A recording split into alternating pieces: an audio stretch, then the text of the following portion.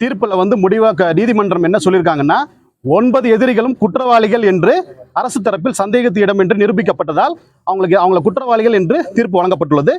அவங்களிடம் தண்டனை சம்பந்தமான விவரங்கள் கேட்டிருக்காங்க.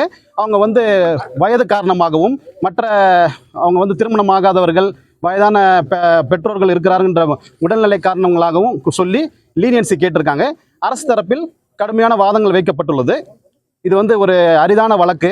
அதெல்லாம் பெண்களுக்கு எதிரான வழக்கில் வந்து நீதிமன்றம் ஒரு கண்டிப்பான ஒரு தீர்ப்பை வழங்கணும், கடுமையான தண்டனைகள் வழங்கணும். இந்த வழக்கை பொறுத்த வரைக்கும் 376D கேங் ரேப் வந்து நிரூபிக்கப்பட்டிருக்கு.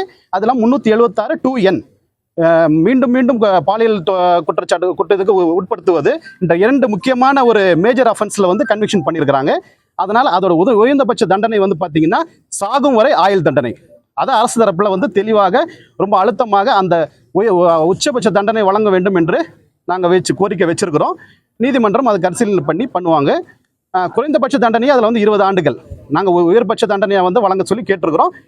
12 மணிக்கு தண்டனை விவரங்கள் வழங்கப்படும். மேலும் எங்களோட வாதத்தில் பாதிக்கப்பட்ட பெண்களுக்கு வந்து நஷ்டீடு வழங்க வேண்டும். இந்த பாலியல் குற்றச்சாட்டு வழக்குல வந்து அது ஒரு முக்கியமான ஒரு அம்சம் என்பதால் அதையும் வந்து உச்சநீதிமன்றம் உத்தரவின் அடிப்படையில் வந்து அதையும் நாங்கள் வந்து முன் வச்சிருக்கோம்.